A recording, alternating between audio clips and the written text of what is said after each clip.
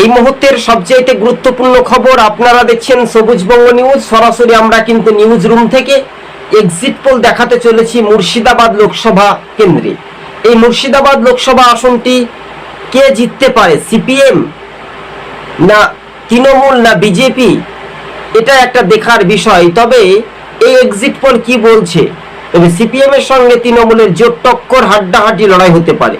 কংগ্রেস সমর্থিত সিপিআইএম প্রার্থী মোহাম্মদ সেলিম, তৃণমূলের প্রার্থী বিদায়ী সাংসদ আবু তাহের খান এবং বিজেপির প্রার্থী গৌরী শঙ্কর ঘোষ কোন কোন থানা থেকে কত ভোটে লিড বা কত মার্জিনে পিছিয়ে থাকবে বা কে এগিয়ে থাকবে, সম্পূর্ণভাবে আপনাদেরকে এই 7টি বিধানসভা নিয়ে একটি লোকসভা গঠিত।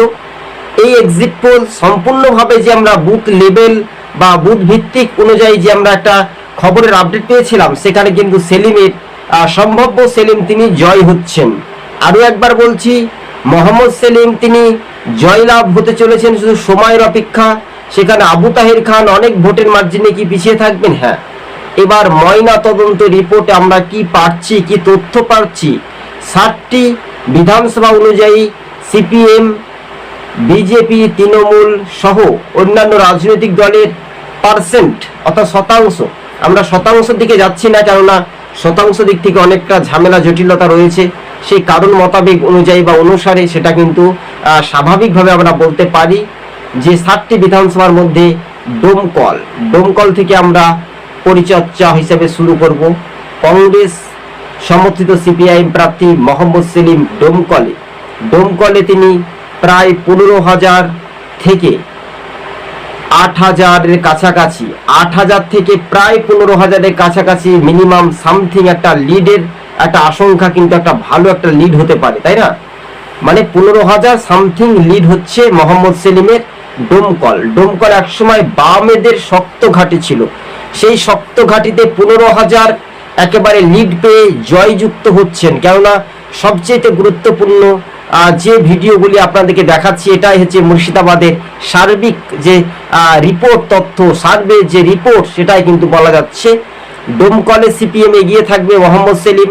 তারপরে সরাসরি চলে আসবো রানীনগরে এগিয়ে থাকবে মোহাম্মদ সেলিম, সম্ভবত ভগবানগোলা, ডোমকল, রানীনগর, ভগবানগোলা, এই 3টি বিধানসভা থেকে 15,000-এ ডোমকল থেকে লিড পাবে মোহাম্মদ সেলিম। সেখানে আবু তাহের পিছিয়ে থাকবে, বিজেপির প্রার্থী গৌরী শঙ্কর ঘোষ পিছিয়ে থাকবে 15,000 ভোটের ব্যবধানে সম্ভবত। এদিকে রানীনগরে প্রায় 14,000-এর কাছাকাছি ভোটে, অর্থাৎ আমরা বলতে পারি 8,000 ভোটের ব্যবধানে কিন্তু রানীনগর থেকে এগিয়ে থাকতে পারে সিপিআইএম প্রার্থী মোহাম্মদ সেলিম। রানীনগরে যেটা মার্জিন 8,000 সামথিং কিন্তু লিড পাচ্ছে।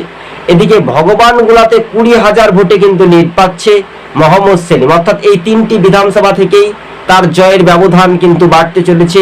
তিনি জিততে চলেছেন প্রায় 20,000 থেকে 22,000-এর কাছাকাছি, তিনি এই রকম সামথিং ভোটে জয়যুক্ত হবেন।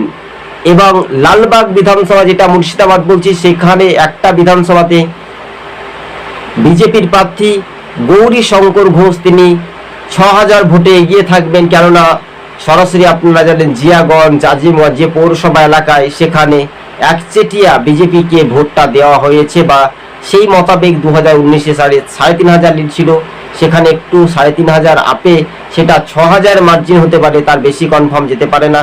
সেটা কিন্তু মোহাম্মদ সেলিমের সঙ্গে বিজেপির প্রার্থী যিনি আছেন গৌরী শঙ্কর ঘোষ, তার সঙ্গে একটা লড়াই হবে মুর্শিদাবাদ বিধানসভা কেন্দ্রে, অর্থাৎ লালবাগ বিধানসভার জিয়াগঞ্জ, আজিমগঞ্জ থেকে যতটুকু খবরের আপডেট।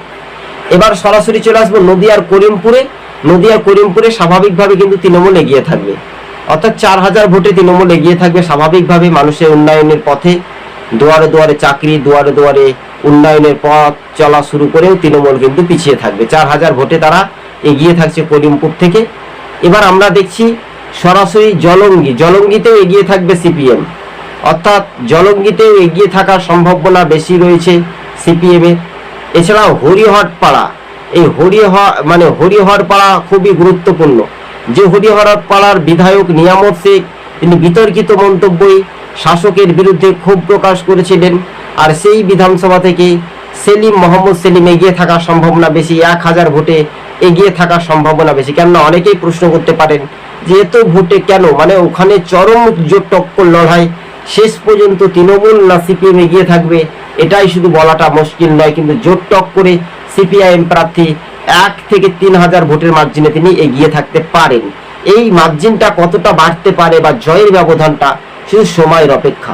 তবে এই যে কনফার্ম 7টি বিধানসভার মধ্যে সিপিআইএম এগিয়ে থাকতে পারে রানীনগর, ডোমকল, হরিহরপাড়া, জলঙ্গি, এছাড়াও ভগবানগোলা আমরা দেখতে পাচ্ছি, এছাড়াও আমরা দেখতে পাচ্ছি যে ডোমকল, তাই না? এই 5-6টি এই যে 4টি বিধানসভা থেকে একটা এগিয়ে থাকার একটা সম্ভাবনা বেশি। রানীনগরে বেশি লিড, ডোমকলে লিড, ভগবানগোলাতে ব্যাপক লিড এবং হরিহরপাড়াতে জোট টক্কর, সমান সমান টক্কর হতে পারে তৃণমূল ও সিপিআইএম প্রার্থীর মধ্যে। স্বাভাবিকভাবে মানুষের মনের মধ্যে একটা চাঙ্গা বা শক্তি বৃদ্ধি সেটা কতটা উজ্জীবিত হবে, তাই না? এই বিষয়গুলি ভালো করে আপনারা মনোযোগ দিয়ে শুনবেন, না শুনলে তো আর বুঝতে পারবেন না। তাই বুথ ফেরত যে সমীক্ষার একটা লেভেল বা একটা দেখার একটা আগ্রহ বা জনতার যে আওয়াজ, সেটা সম্পূর্ণভাবে দেখার একটা বিষয় রয়েছে। স্বাভাবিকভাবে এই সমীক্ষাগুলি হুবহু অনেক সময় মিলে যেতে পারে, কিন্তু রাজনৈতিক সমীকরণগুলো একটা না দীর্ঘদিন 10 বছর পর একটা সরকারের সিস্টেম হয়, মানে চেঞ্জ হয়। দেখবেন মুর্শিদাবাদে যেই জিতুক, যেই জয় হয়, মানে 10 বছর 5 বছরের পর তারা পরাজিত হয়, মানে সরাসরি শাসক দল তৃণমূলে যিনি সাংসদ তিনি জয় হয়েছিলেন, সরাসরি একটা মার্জিন তো থাকে, সেই মার্জিনটা তৃণমূলের মার্জিনটা কমে বাম জোটের ওপর থেকে কিন্তু ভরসা রাখতে চলেছে। কিন্তু মোহাম্মদ সেলিম এবার পার্লামেন্টে যাচ্ছেন প্রায় 20,000 থেকে 22,000 ভোটের ব্যবধানে তিনি জিতে এবার সরাসরি পার্লামেন্টের দিকে এগিয়ে যাচ্ছেন, এমনটাই খবরের আপডেট কিন্তু আমরা পাচ্ছি। তবে হ্যাঁ, বাম জোট একটা ভালো ফলাফল যদি করতে পারে তাহলে আখেরে দিল্লির পার্লামেন্টে সংসদ ভবনীয় তথ্য বিষয় নিয়ে তিনি বাংলার মানুষের সঙ্গে কথা তুলে ধরবেন। মুর্শিদাবাদবাসীর সার্বিক উন্নয়নের জন্য মোহাম্মদ সেলিম তিনি কথা তুলে ধরবেন। স্বাভাবিকভাবে আজ না হলে কাল এই শাসক দলকে পরাজিত হতে হবে বলে সিপিআইএম নেতার পক্ষ থেকে একটা অভিযোগ। তবে এই সমীক্ষা হুবহু অনেক সময় মিলে যাওয়ার সম্ভাবনা বেশি। তো যারা আমাদের ইউটিউব চ্যানেলের সঙ্গে নতুন দর্শক, অবশেষে আপনাদেরকে জানাবো আমাদের চ্যানেলটিকে সাবস্ক্রাইব করে সঙ্গে থাকবেন। বোঝা গেল আমরা কোন বিষয়টা নিয়ে কথা বলছি। মুর্শিদাবাদ লোকসভা কেন্দ্রটি, এই মুর্শিদাবাদ লোকসভা কেন্দ্রটি কিন্তু সিপিআইএম প্রার্থী বলাই যেতে পারে তিনি এগিয়ে, অর্থাৎ সম্ভাব্য তিনি জয়ী হচ্ছেন মোহাম্মদ সেলিম মুর্শিদাবাদ লোকসভা কেন্দ্রটি থেকে। আর এই মুর্শিদাবাদে সিপিআইএম এর একসময় দাপট তো ছিলই, পরবর্তী এই দাপটটা কমে তৃণমূলের দিকে এগিয়ে যায়, কিন্তু স্বাভাবিকভাবে মানুষের রায় বা জনতার যে একটা আওয়াজ, সেটা কিন্তু একটা মানুষের যে একটা সাড়া বা উৎসবের মেজাজ বলে না, সেই উৎসবের মেজাজে কিন্তু বাম জোট একটা ভালো ফলাফল করতে চলেছে। মুর্শিদাবাদে 3টি আসনে জিতবে বলে এই স্লোগান। আর অন্যদিকে সরাসরি বিশেষ করে রাজনৈতিক সমীকরণগুলো একটা ধাপে ধাপে তো এগিয়ে যাবে, তাই না? এই বিষয়গুলি আপনারা মনোযোগ দিয়ে ভালো করে শুনে রাখবেন প্রিয় দর্শক বন্ধুগণ। আর আপনি যদি আমাদের ইউটিউব চ্যানেলের সঙ্গে নতুন দর্শক হয়ে যদি থাকেন তো অবশ্যই চ্যানেলটিকে সাবস্ক্রাইব করে সঙ্গে থাকবেন। আপনাদেরকে আরও একবার জানিয়ে রাখি, সম্ভাব্য জয়ী হচ্ছেন মোহাম্মদ সেলিম। ফের মুর্শিদাবাদে নতুন চমক দেখা যেতে পারে। এবার রাজনৈতিক সক্রিয় ভূমিকা হিসেবে তো এবার কিন্তু দেখার একটা বিষয়, তাই না? এই বিষয়গুলি মানুষের মন এনজয়, কতটা আগ্রহ, কতটা দুর্বল, কতটা শক্তি, সেটাই কিন্তু